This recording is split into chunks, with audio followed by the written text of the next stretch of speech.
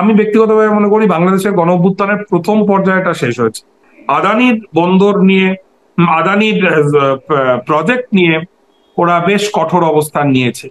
JVP কিন্তু চিরকাল কট্টর ভারত বিরোধী দল হিসেবে পরিচিত। চীনের সঙ্গে তাদের সম্পর্কটা কি দাঁড়াবে? আমি ব্যক্তিগতভাবে মনে করি বাংলাদেশের গণ অভ্যুত্থানের প্রথম পর্যায়টা শেষ হয়েছে।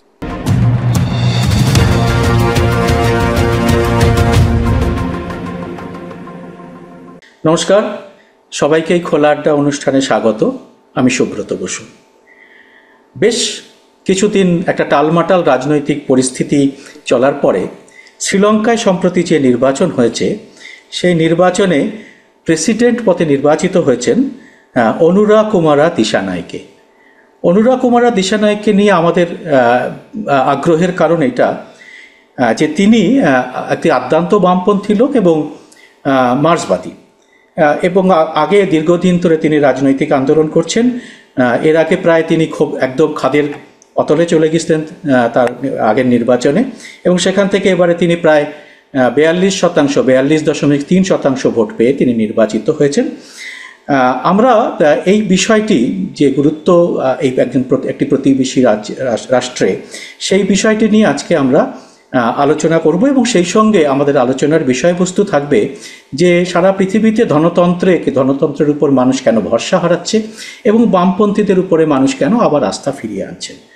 এই বিষয়টিকে নিয়ে আলোচনার জন্য আজকে আমাদের সঙ্গে রয়েছেন, আপনারা জানেন, আপনাদের কাছে খুবই পরিচিত মুখ, অর্ক ভাদুড়ী। আমার এই চ্যানেলে অর্ক বারবারই এসছে।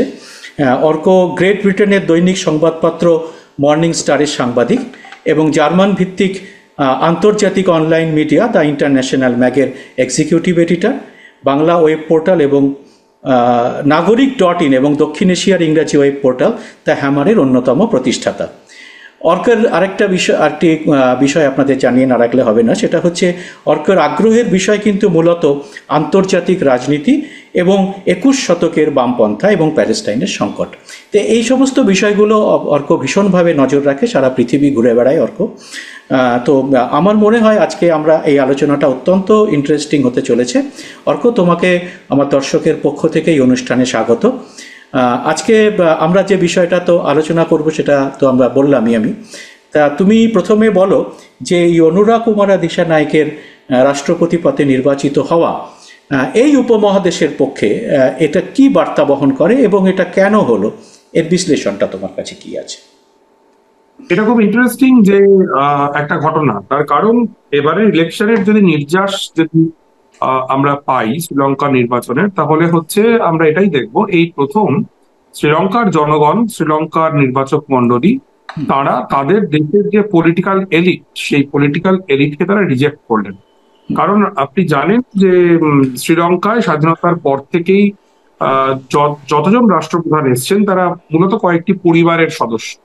তো অনুরা, যেটা খুব ইন্টারেস্টিং যে অনুরা এরকম কোন পলিটিক্যাল এলিটের অংশ নন, সেটা ভীষণ ইন্টারেস্টিং। এবং দ্বিতীয় হচ্ছে যেটা আমি বলতে চাই খুব নির্দিষ্টভাবে, একটা খুব ইন্টারেস্টিং ব্যাপার কিন্তু এই মুহূর্তে আপনি যদি খেয়াল করেন, ভারতীয় উপমহাদেশের দুটি দেশের রাষ্ট্রপ্রধান কমিউনিস্ট। নেপালের ক্ষেত্রে communist party of Nepal, united marxist লেনিনিস্টের কেপি ওলি, এবং শ্রীলঙ্কার যে communist party JVP, Janatha Vimukthi Peramuna, তাদের অনুরা কুমারা দিশানায়কে। কাজে এটা খুব ইন্টারেস্টিং, এবং এটাও মানে খুব গুরুত্বপূর্ণ যে অনুরাদের পার্টি জেভিপির ইতিহাস, সেটা একটা কি বলবো, ভীষণ থ্রিলিং একটা ইতিহাস। এবং মানে এখনকার দিনে যে সমস্ত ওটিটি সিরিজ হয়, সেই সমস্ত সিরিজের কন্টেন্ট অ্যাকচুয়ালি তার মধ্যে আছে। হ্যাঁ, ঠিক। শ্রীলঙ্কা দেশটার বামপন্থী রাজনীতি নিয়ে, কমিউনিস্ট রাজনীতি নিয়ে আমাদের দেশে খুব একটা বেশি চর্চা হয় না, বা আমাদের এই যে বঙ্গ বামের যে পরিসর, শ্রীলঙ্কার কমিউনিস্ট মুভমেন্ট নিয়ে আমরা খুব একটা হয়তো চর্চা করি না। এবং আমি অনেক বামপন্থীদের সঙ্গেও কথা বলে দেখেছি, তারাও খুব একটা ব্যাপারে খোঁজ রাখে না। এই এমনকি হ্যাঁ, এবং এটা কিন্তু ভীষণ ভীষণ ইন্টারেস্টিং এর শুরু থেকে। আমার একটু সময় দিন। না, নিশ্চয়ই। তুমি একটু দর্শকদের এই অনুরার যে তুমি যেটা বললে, ওর একটু ব্যাকগ্রাউন্ডটাও যদি একটুখানি বলো, যেভাবে উঠে এসেছে। ব্যাকগ্রাউন্ডে আমি আসছি। আমি তার আগে শ্রীলঙ্কার কমিউনিস্ট রাজনীতির ইতিহাসটা করে বলি। ঠিক। দুয়ের দশকে এক ঝাঁক শ্রীলঙ্কান খুব ব্রাইট ছাত্র দুয়ের দশকের মাঝামাঝি সময় তারা ইউএসএ তে পড়তে যান এবং সেখানে পড়তে গিয়ে তারা মার্ক্সবাদী হয়ে ওঠেন। এবং সেই সময় তাদের একজন ভারতীয় বন্ধু ছিলেন, তার নাম জয়প্রকাশ নারায়ণ। আচ্ছা। তো সরাসরি কমিউনিস্ট না হলেও মার্ক্সবাদের দ্বারা প্রথম জীবনে প্রভাবিত হন এবং শ্রীলঙ্কার এই যারা ছাত্ররা তারা সব কমিউনিস্ট হয়ে ওঠেন। তো এর পরে যেটা হয়, এই ছাত্ররা তারা শ্রীলঙ্কায় ফিরে এসে তৈরি করেন শ্রীলঙ্কার প্রথম কমিউনিস্ট পার্টি, তার নাম হচ্ছে লঙ্কা সমসমাজা পার্টি। এখনো কলম্বোতে তাদের বড় অফিস আছে। কলম্বোয় যে হোটেলটা আমার খুব পছন্দের, তার থেকে ওয়াকিং ডিস্টেন্স একদম পুরো। এই লঙ্কা সমসমাজা পার্টি, এলএসএসপি, এটা কিন্তু একটা বিরাট পার্টি ছিল, বিরাট পার্টি। মানে শ্রীলঙ্কার প্রধান দুটি রাজনৈতিক দলের একটি ছিল হচ্ছে লঙ্কা সমসমাজা পার্টি, তাদের লাল পতাকা কাস্তে হাতুড়ি আঁকা। আর এরপরে একটা দুর্দান্ত ইন্টারেস্টিং জিনিস হয়, পৃথিবীর ইতিহাসে অধিকাংশ দেশে কমিউনিস্ট পার্টিতে সেই সময় স্ট্যালিন পন্থীদের প্রাধান্য ছিল এবং স্ট্যালিন পন্থীরা ট্রটস্কি পন্থীদেরকে বহিষ্কার করে দিতেন অধিকাংশ পার্টি থেকেই। কিন্তু এটা উল্টো হয়, এখানে মানে ট্রটস্কি পন্থীরা স্ট্যালিন পন্থীদেরকে বহিষ্কার করে দেন এবং লঙ্কা সমসমাজা পার্টি ছিল একটা ট্রটস্কি পন্থী কমিউনিস্ট পার্টি, হুইচ ইজ ভীষণ ইন্টারেস্টিং। এবং আমার একটা থিওরি আছে যে কেন কেরালায় আরএসপি এত শক্তিশালী ছিল একটা সময়। কারণ আমরা জানি যে আরএসপি হচ্ছে স্ট্যালিন বিরোধী কমিউনিস্ট দল। তো তার একটা কারণ হতে পারে শ্রীলঙ্কার সাথে ভৌগোলিক নৈকট্য। এনিওয়ে, তো এই এলএসএসপির প্রভাব 60s থেকে খানিকটা কমতে থাকে এবং সেই সময় শ্রীলঙ্কার যে স্ট্যালিনপন্থী দল ছিল কমিউনিস্ট পার্টি অফ সিলন, যেটা একটা খুবই ছোট দল, এখনো সেটা আছে কমিউনিস্ট পার্টি অফ শ্রীলঙ্কা নামে, কিন্তু খুবই ছোট একটা দল। এই দলেরই একজন ছাত্র সংগঠনের কর্মী, তার নাম ছিল রোহনা উইজেওয়েরা, এবং ইনি একজন কিংবদন্তি কমিউনিস্ট নেতা ছিলেন। এনারা মাওয়ের অনুরাগী ছিলেন এবং ওনার ফ্যাশন ছিল হচ্ছে, আপনি ইন্টারনেটে তো ছবি পাবেনই, দেখবেন ওনার অনেকটা চে গেভারার মতো, মানে উনি চের মতো টুপি পরতেন, চের মতো দাঁড়িয়ে রাখতেন। এবং এই রোহানা, তিনি একটা নতুন দল তৈরি করেন যে দলের নাম হয় জেভিপি, জনতা বিমুক্তি পেরবানা, একটা কমিউনিস্ট পার্টি।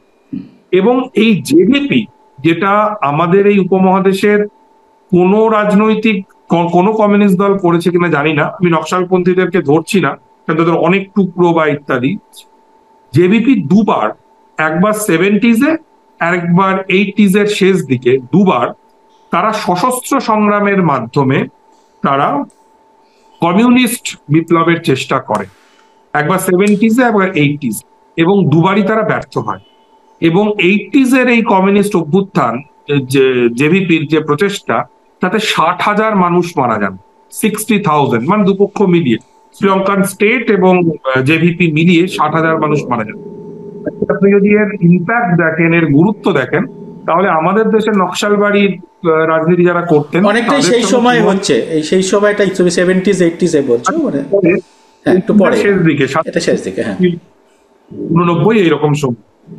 এবং শ্রীলঙ্কায় অদ্ভুত সব, মানে কি বলবো, অদ্ভুত সব মানে গল্প রয়েছে এই জেভিপির অভ্যুত্থানের, যেগুলো আমরা এখানে বসে ভাবতেও পারবো না এরকম। তো এই দ্বিতীয় অভ্যুত্থানে রোহনা, তিনি রাষ্ট্রের হাতে মারা যান। এইবারে যখন এই দ্বিতীয় গণ অভ্যুত্থান চলছে, আমাদের বর্তমান যিনি প্রেসিডেন্ট, ওই অনুরা, তিনি সে সময় বাচ্চা ছিলেন, তিনি সম্ভবত তখন ক্লাস 10-এ বা এরকম কিছু এরকম পড়েন। এই সময় থেকেই জেভিপির পলিটিক্সে ইনভলভ। এবং দ্বিতীয়বার গণ অভ্যুত্থান ব্যর্থ হওয়ার পর এবং সাধারণ সম্পাদক শহীদ হওয়ার পর, সমস্ত নেতারা প্রায় হয় জেলবন্দি নয় শহীদ হওয়ার পর, ব্যাপক নির্যাতনের পর জেভিপি ধীরে ধীরে তাদের রাস্তা থেকে সরে আসতে থাকে, তারা ক্রমশ ব্যালটের দিকে আসতে থাকে। এবং দুবার সশস্ত্র সংগ্রাম করা কোন দলের একজন নেতা, তিনি ব্যালটের লড়াইতে জিতে দেশের প্রেসিডেন্ট হচ্ছেন, এটা একটা অদ্ভুত তুরে ঘটনা, মানে ভাবা যায় না। নেপালে ব্যাপারটার সঙ্গে তুলনা করলে হবে না, নেপালে কিন্তু অন্যরকম ছিল। নেপালে অভ্যুত্থান সফল হয়েছিল, রাজতন্ত্র পতন ঘটেছিল, তারপরে প্রচন্ডরা সবাই পার্লামেন্টারি পলিটিক্সে এসেছে। অনুরা 31 বছর বয়সে 2000 বা 2001 এরকম নাগাদ অনুরা প্রথম পার্লামেন্টে যান জেভিপির পক্ষ থেকে। এবং পার্লামেন্টারি শক্তি মানে গত বছর পর্যন্ত জেভিপি কিন্তু খুব ছোট্ট একটা শক্তি, মানে ওদের 225 না 230 এরকম সংসদের আসন, তার মধ্যে জেভিপির আসন মাত্র 3টে। তো 2014 সালে অনুরা দলের নেতৃত্বে আসেন, জেভিপির নেতৃত্বে আসেন। এবং আমার শ্রীলঙ্কান বন্ধুদের একাংশ তাদের বক্তব্য যে অনুরা দলের বিপ্লবী যে ঐতিহ্য সেটাকে সম্পূর্ণ পরিত্যাগ করেছেন এবং তিনি সংসদ সর্বস্বতার দিকে ঝুঁকছেন। আবার আমার শ্রীলঙ্কার অন্য আরেক দল বন্ধুর বক্তব্য যে অনুরা 21 শতকের বাস্তবতা বুঝছেন এবং বাস্তবতার রাজনীতি করছেন, বাস্তবতার যে বামপন্থা তিনি সেটাই অনুরাকে আমি যখন মিট করি গত বছর, তখনও উনি বড় নেতা, কিন্তু প্রেসিডেন্ট হয়ে যাবেনি এরকম কেউ তখনও সিচুয়েশন এরকম ছিল না। তো অনুরা আমাকে বলে যে উনি ইতিহাসে আটকে থাকতে চান না, উনি চান ভবিষ্যৎকে নির্মাণ করতে। তো এটা খুব ইন্টারেস্টিং ছিল। এবং এবারে বুঝতেই পারছেন যে অনুরার এবারের প্রেসিডেন্ট হওয়ার পেছনে একটা বিরাট বড় ভূমিকা পালন করেছে 2022 সালের গণ অভ্যুত্থান। 2022 সালে জনগণের অভ্যুত্থানের ফলে রাজাপাক্ষেরা পালিয়ে যেতে বাধ্য হন এবং তারপরে শ্রীলঙ্কার রাজনৈতিক পরিসরে এক ধরনের শূন্যতা ছিল। এবং বেসিক্যালি সেই গণ অভ্যুত্থান মানুষ আসলে শ্রীলঙ্কার যে পলিটিক্যাল সিস্টেম দশকের পর দশক ধরে চলছে, যে কয়েকটা পলিটিক্যাল পার্টির প্রাধান্য, কয়েকটি পরিবারের প্রাধান্য, মানুষ আসলে এটাকে প্রত্যাখ্যান করতে চেয়েছে। এবং বেসিক্যালি অনুরার বিজয়টা আসলে ওই জায়গা থেকেই একটা বিজয়। কিন্তু এবারে কথা হচ্ছে যে অনুরার সামনে এই সময় অনেকগুলো চ্যালেঞ্জ রয়েছে, তাকে সেই চ্যালেঞ্জ গুলোর উত্তর দিতে হবে। তার মধ্যে আমি একটু তার আগে তোমার একটা জিনিস ইন্টারাপ্ট করছি, একটি ছোট্ট একটু ইন্টারাপ্ট করছি, সেটা হচ্ছে যে প্রায় খাদের দিকে চলে যাওয়া একটা দল। হ্যাঁ, তুমি বললে যে তার প্রায় মানে প্রায় আমাদের এখানকার শূন্য পাওয়া বামপন্থী দলের মতো জায়গা থেকে এবারের ভোটে প্রায় 42%-এরও বেশি ভোট পাওয়া, এবং যার সঙ্গে তার নিকটতম প্রতিদ্বন্দ্বী প্রমাদাসার প্রায় 10% তফাৎ। আর বিক্রমাসিংহের সঙ্গে তো আরো অনেক তফাৎ, 17% ভোট পেয়েছেন বিক্রমাসিংহে। তো সেইখানে দাঁড়িয়ে যে এই দলটাকে এইভাবে তুলে আনাটা, হ্যাঁ, এইটা কিভাবে, এই ম্যাজিকটা কিভাবে সক্রিয় হলো, এইটা যদি তুমি একটুখানি বিশ্লেষণ করে বলো। এই ম্যাজিক যেটা আমাদের একদল বন্ধুর যে সমালোচনা, যে অত্যন্ত বুদ্ধির মত্তের সঙ্গে যে সংসদ সর্বস্ব বাম রাজনীতি উনি সেটা প্রয়োগ করেছেন। আর অনুরার পক্ষের যারা কমরেড অনুরার এবং অনুরার নিজে, তার বক্তব্য হচ্ছে যে জনগণের যে প্রত্যাশা একটা নতুন শ্রীলঙ্কা দেখা, তারা সেটাকে অ্যাড্রেস করতে পেরেছেন। বেসিক্যালি গণ অভ্যুত্থান যেটা করে সুব্রতদা, অনেক রকমের সম্ভাবনার দ্বার উদ্ঘাটন করে দেয়। আমরা অনেকে বাংলাদেশ থেকে আতঙ্কিত হচ্ছি বাংলাদেশে অভ্যুত্থান পরবর্তী নৈরাজ্য দেখে, কিন্তু শ্রীলঙ্কাতেও কিন্তু অভ্যুত্থান পরবর্তী একই রকম নৈরাজ্য ছিল। এই নৈরাজ্য আসলে ভবিষ্যতের অনেক কিছু ভালো বা খারাপ যে কোনো দিকেই হতে পারে তার দ্বার উদ্ঘাটন করে দেয়। অনুরা যেটা করেছিলেন যখন গণ অভ্যুত্থান হচ্ছে, এই গণ অভ্যুত্থানে মূলত দুটি বামপন্থী শক্তি সবচাইতে গুরুত্বপূর্ণ ভূমিকায় তারা প্রায় নেতৃত্ব দিয়েছিল। তার মধ্যে একটি হচ্ছে জেভিপি, যারা চেয়েছিল যে এই গণ অভ্যুত্থানের স্পিরিটটাকে বহন করে তারপরে একটা নির্বাচনের দিকে যেতে, এবং তারা সাকসেসফুল হয়েছে। আরেকটি রাজনৈতিক দল ছিল, তাদের নাম ফ্রন্টলাইন সোশ্যালিস্ট পার্টি। এরা 2012 সালে জেভিপি থেকে বেরিয়ে একটা নতুন পার্টি তৈরি করে এবং এই দলের প্রার্থী হিসেবে নুয়ান বোপেগে, আমাদের বন্ধু নুয়ান এবারে নির্বাচনে প্রতিদ্বন্দ্বিতা করেছিলেন। নুয়ান ছিলেন সেই ব্যক্তি যিনি প্রথম রাজাপক্ষের প্রাসাদের ব্যারিকেড ব্রেক করে ভেতরে ঢোকেন, সেই প্রথম লোকটি ছিলেন হচ্ছে নুয়ান। তো নুয়ান অনুরা এরা সবাই একসাথেই রাজনীতি করত এবং যেই সময় থেকে অনুরা পার্টি লিডারশিপে আসেন বা তার একটু আগে থেকে নুয়ানরা অভিযোগ করতে থাকে যে জেভিপি তার বিপ্লবী অতীত থেকে সরে এসছে। অন্যদিকে এই যে খাদের কিনারায় চলে যাওয়া একটা দলের এইরকম উত্থান, তার মূল কারণ হলো যে মানুষের কাছে খুব সহজ স্বাভাবিক ভাষায় অনুরা তাদের বিকল্পটা দিতে পেরেছেন, বিশ্বাসযোগ্য ভাষায় অনুরা তাদের বিকল্প দিতে পেরেছেন। শ্রীলঙ্কায় যেমন ধরুন প্রচন্ড একটা ক্ষোভ রয়েছে আইএমএফ এর সঙ্গে শ্রীলঙ্কার যে শর্তাবলী ইত্যাদি নিয়ে আনুরা এক্ষেত্রে একদম স্পষ্ট করে জানিয়েছেন যে এক্ষেত্রে তিনি জনবান্ধব যে পদক্ষেপ সেইটা গ্রহণ করবেন এবং মানুষের কাছে একটা নতুন পলিটিক্যাল ফোর্সের এই বক্তব্যটা এক্সিস্টিং পলিটিক্যাল এলিটদের বক্তব্যের চেয়ে গ্রহণযোগ্য বলে মনে হয়েছে।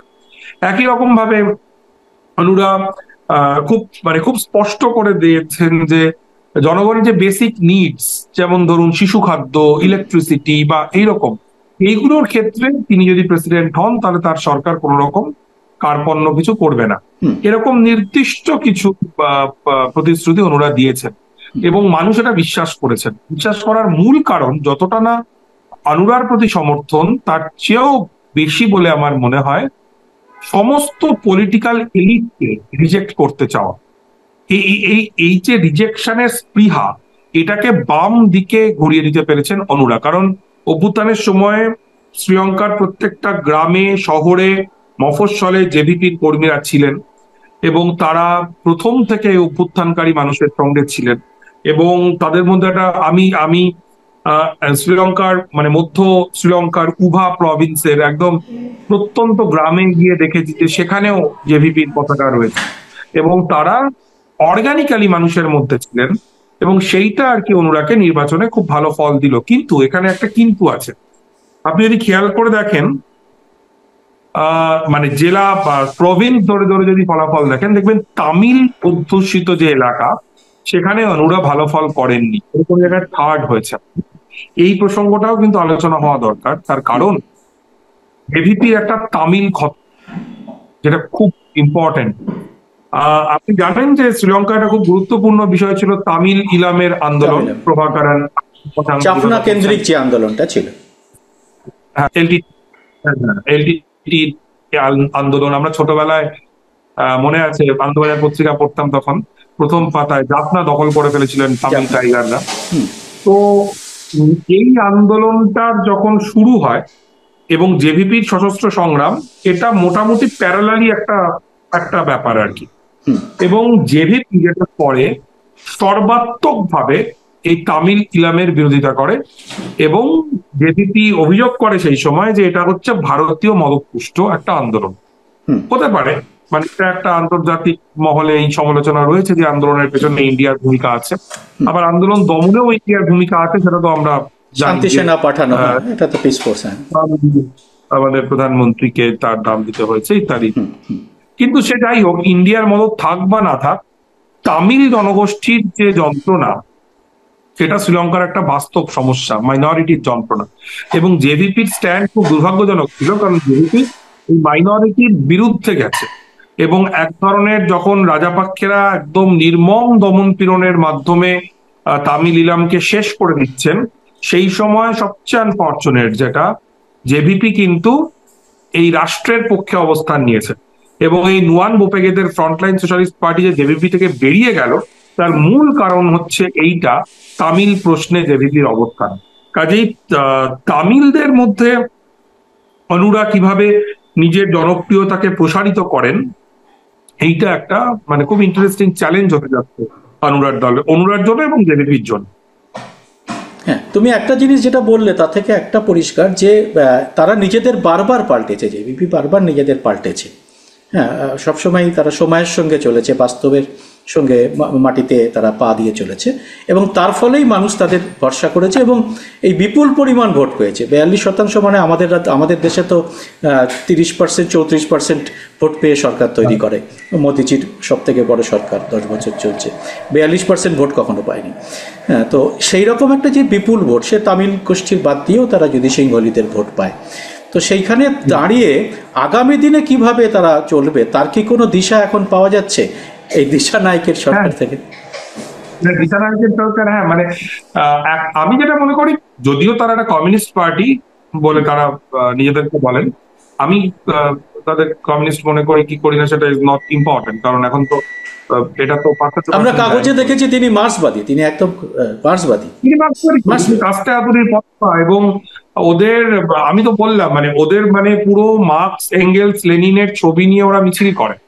হ্যাঁ, মানে একেবারেই মানে আমাদের এখানে সিপিআই সিপিএম যেরকম মার্ক্সবাদী দল, নকশালপন্থীরা বা ওনারা সেরকমই মার্ক্সবাদী দল। এবারে কতখানি মার্ক্সবাদ তারা প্র্যাকটিস করছেন এটা নিয়ে আলোচনার পরিসর থাকতেই পারে, কিন্তু এইটা আশা করাই যায় যে অন্তত অনুরার কাছ থেকে আমরা একটা ভালো সোশ্যাল ডেমোক্র্যাট সরকারের মতো কিছু পদক্ষেপ তো আশা করতেই পারি। যেমন ধরুন, দুর্নীতির প্রশ্নে একদম বজ্র আটুনির দিকে অনুরা হাঁটবেন বলে আমার মনে হয়। মানে আমি যখন অনুরাকে মিট করি আগের বছর, তখন উনি আমায় বলেছিলেন যে করাপশন আমাদের দেশের জন্য একটা মেজর ইস্যু এবং মানুষের ক্ষোভের খুব কারণ, করাপশনের বিরুদ্ধে আমরা ব্যবস্থা নেবই।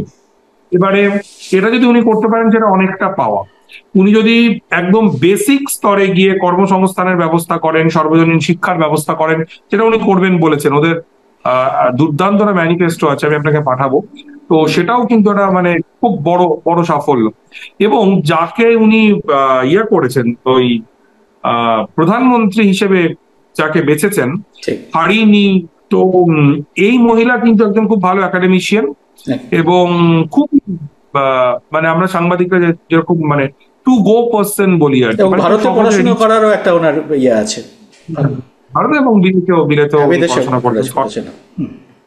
তো ইনি খুব মানে হার্ডকোর মার্কসিস্ট, মানে এরকম নন, মানে 20 শতকের মার্কসিস্ট এরকম নন, একটু 21st সেঞ্চুরি মার্কসিস্ট বলা যেতে পারে। মানে আমি যখন ওনার সাথে কথা বলি, উনি সে সময়ও আর কি আমাকে প্রচুর ভেনেজুয়েলার কথা বলছিলেন বারবার করে, মানে কিউবার কথাটা অতটা বলছিলেন না।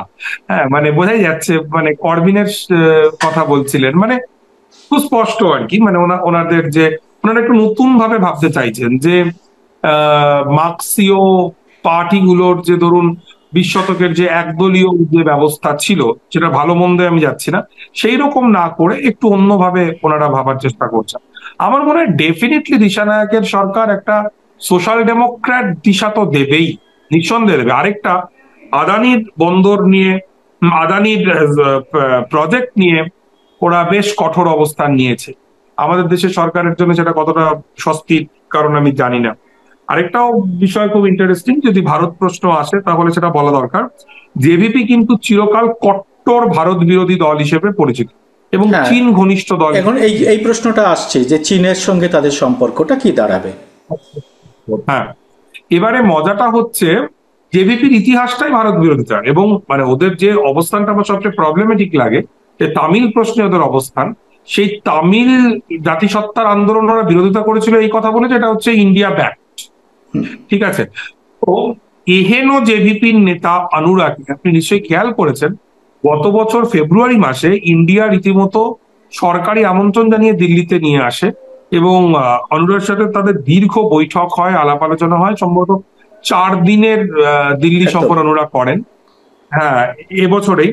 এবং সেটা বেশ বড় নিউজ হয়েছিল যে আমাদের দেশেও যেমন দ্য হিন্দু, ওরা কিন্তু প্রচুর শ্রীলঙ্কার খবর করে, আমাদের যেমন বাংলাদেশের খবর হয়, ওরা যেহেতু ওদের দক্ষিণ ভারতে বেশি পাঠক বেশি, তো হিন্দুতে কিন্তু এটা নিয়ে মানে প্রচুর লেখা, পোস্ট এডিট ইত্যাদি চর্চা হয়েছিল।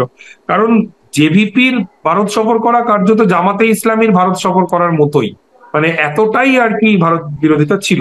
কাজে এটা আবার এটা ফেব্রুয়ারির গল্প, এর 2 মাস বাদে এপ্রিল মাসে চীনা কমিউনিস্ট পার্টির ডেলিগেশন তারা একদম কলম্বোতে গিয়ে অনুরার অফিসে গিয়ে অনুরাকে মিট করে আসে। কাজেই বোঝা যাচ্ছে 2 বিগ ব্রাদার, তারা দুপক্ষই বুঝতে পারছে যে পেরেছিল অন্তত যে অনুরাই হচ্ছে ভোটে জিতবেন এবং সম্পর্ক খুব ভালো করতে চাইতেন। অনুরার প্রেসিডেন্ট হওয়ার পরেই যে অনুরাগ যে বক্তব্যটা, হ্যাঁ, স্টেটমেন্টটা খুব ইন্টারেস্টিং। এটা একটু তুমি ব্যাখ্যা করো। হ্যাঁ, তুমি এটা ব্যাখ্যা করো। এই যে বলছে আমি স্যান্ডউইচ হতে চাই না, ইন্ডিয়া এবং চায়নার মধ্যে আমি খুব ইন্টারেস্টিং স্যান্ডউইচ হতে চাই না। তো আমার মনে হয় যে এটার বলার মাধ্যমে অনেকগুলো দরজা খোলা রাখতে চাইছে।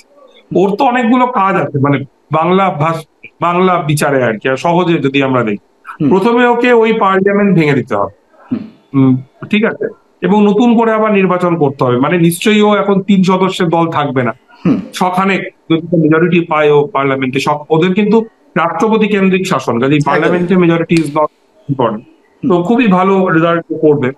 এবার এই নতুন পার্লামেন্টে সাজিতের পার্টি কিছু ভোট পাবে, বিক্রমা সিং এর পার্টি কিছু ভোট পাবে, অন্যরা কিছু ভোট পাবে, কিছু সিট পাবে।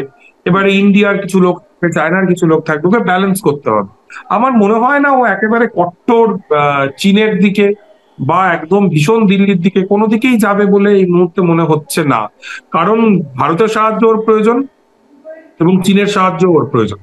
আর এই ইলেকশনের রেজাল্ট একটা অবস্থানগত জিনিস কারণে ভারতের উপরে তাকে অনেক বেশি নির্ভর করতে হবে চীনের চেয়ে। অনেক বেশি নির্ভর করছে। হ্যাঁ, এবারে আবার ভারতেরও এই মুহূর্তে বিকল্প নেই, বা চীনেরও বিকল্প নেই। মানে নর্মালি শ্রীলঙ্কায় এই প্রথম সেকেন্ড রাউন্ডে কাউন্টিং গেল। বেসিক্যালি শ্রীলঙ্কার নিয়ম হচ্ছে যদি কোনো প্রার্থী মানে 50%-এর বেশি ভোট পেয়ে যায়, তাহলে আর সেকেন্ড রাউন্ডের কাউন্টিং এ যেতে হয় না, মানে দ্বিতীয় পছন্দের ভোট গুনতে হয় না। এবারেই গেল এবার গেল 50%-এর কম, 42, যদিও সেটা বিরাট ভোট। বিরাট ভোট। কিন্তু তা সত্ত্বেও আনপ্যারালাল জনপ্রিয়তা আনুরা এনজয় করছে। কাজে ভারত বা চীনের পক্ষেও আর কি আনুরাকে বাইপাস করে বা আনুরার প্রতিপক্ষ হিসেবে কাউকে খাড়া করা উম, খুব ডিফিকাল্ট। কারণ আবারও বললাম যে ভারত বা চীন দুপক্ষেরই সম্পর্ক ছিল হচ্ছে শ্রীলঙ্কার পলিটিক্যাল এলিটের সঙ্গে। তার পলিটিক্যাল এলিটের মধ্যে কেউ ভারতের পক্ষে, কেউ চীনের পক্ষে। এবারের ইলেকশন আসলে গোটা পলিটিক্যাল এলিটকেই রিজেক্ট করেছে। কাজেই খুব ইন্টারেস্টিং হতে যাচ্ছে যে আগামী দিনগুলো। আমি এবার এই উপমহাদেশের যে চিত্রটা তুমি বললে যে নেপালে এরকম একটা সরকার, শ্রীলঙ্কাতে, এই উপমহাদেশের চিত্রটা তাহলে রাজনৈতিক চিত্রটা এখন কিরকম হতে চলেছে ভারতের ভেরি পক্ষে এবং ইন্টারেস্টিং। বিপক্ষে? হ্যাঁ, এটা একটু বলো। ভারতকে বাদ দিয়ে বলছি, কারণ রিসেন্টলি একটা লেখায় আমি লিখলামও, বললামও এক জায়গায় যে এই উপমহাদেশটায় আসলে অভ্যুত্থানের সময় চলছে। মানে আপনি শ্রীলঙ্কার অভ্যুত্থান দেখলেন 22, সেই অভ্যুত্থানের পরবর্তী নৈরাজ্য পেরিয়ে সেখানে আজকে একজন কমিউনিস্ট ক্ষমতায় এলেন। আবার বাংলাদেশেও আমরা একটা অভ্যুত্থান দেখলাম, শেখ হাসিনাকে চলে যেতে হলো। এবং বাংলাদেশ থেকে আমি সদ্য ফিরলাম, বাংলাদেশে একটা মানে সম্পূর্ণ অ্যানার্কি চলছে, সেখানে কোনো সরকার নেই, প্রশাসন নেই, এবং একদম বাম থেকে শুরু করে ডান পর্যন্ত সকলেই সেখানে অ্যাক্টিভ। যেমন ধরুন বামপন্থী যারা, তারা আহ, মানে হাউতাস করছেন, এই বোধহয় জামাত সব দখল করে নিল। আবার আসিফ আদনান, যিনি জামাতের থেকেও বেশি ইসলামিস্ট, তিনি সোশ্যাল মিডিয়ায় হাহাকার করছেন যে আমরা রক্ত দিয়ে ফ্যাসিস্ট তাড়ালাম, অথচ ইসলাম বিদ্বেষী কথা বলা সামিনা লুৎফা তারা সরকারের গুরুত্বপূর্ণ পজিশন গুলোতে যাচ্ছেন। লাস্ট লাইনটা হচ্ছে রক্ত দিলাম আমরা, দেশ চালাচ্ছে বামরা। ঠিক আছে, কাজেই বেসিক্যালি ইসলামিস্টরা হার্ড পাওয়ার প্র্যাকটিস করছেন, জমায়েত ভাঙচুর কোনো কোনো জায়গায়। আর যারা তাদের উল্টো দিকের মানুষ, যাদের মধ্যে বামেরাও আছেন, তারা সফট পাওয়ার প্র্যাকটিস করছেন। কারণ ইসলামিস্টদের কোনো সফট পাওয়ার নেই।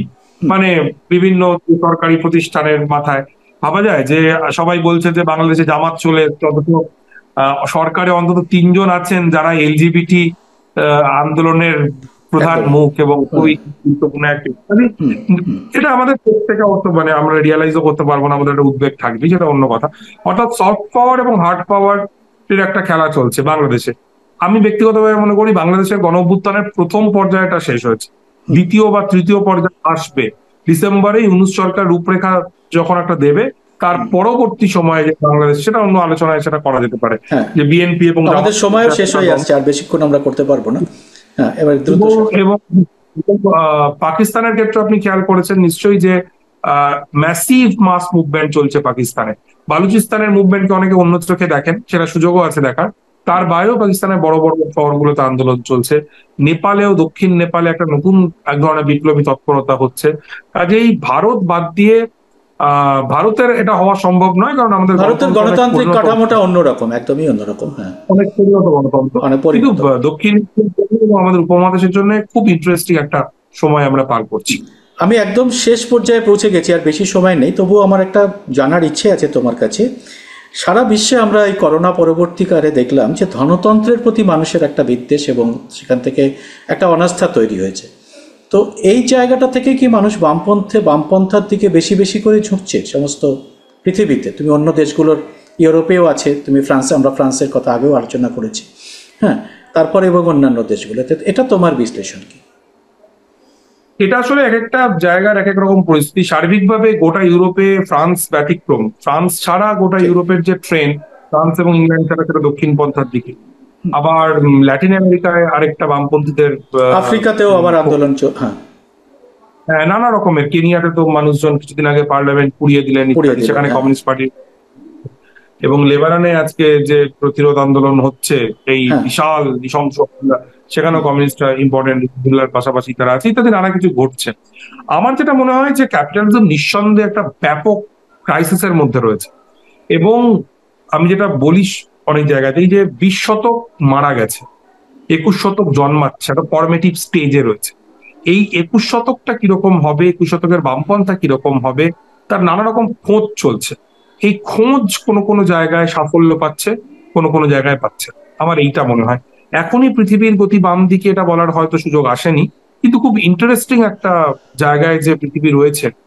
এবং যখন সোভিয়েত পড়ে গেল, তারপরে ফুকুয়ামারা বলেছিলেন ইতিহাস শেষ, বা ইতিহাস মৃত, কিন্তু আসলে আমরা দেখতে পাচ্ছি যে ইতিহাস মোটেই মৃত নয়।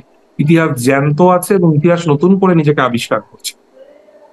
বাহ, খুব সুন্দর বললে তুমি। আমাদের দর্শক যারা তোমার এই অনুষ্ঠানটা শেষ অবধি দেখলেন, আমার মনে হয় তাদের অনেক চিন্তার খোরাক, অনেক নতুন তথ্য তো বটেই, অনেক নতুন চিন্তার খোরাকও তারা পাবেন। তোমাকে অর্ক অনেক অনেক ধন্যবাদ আমাদের এই অনুষ্ঠানে এসে তোমার মূল্যবান সময় দেওয়ার জন্য।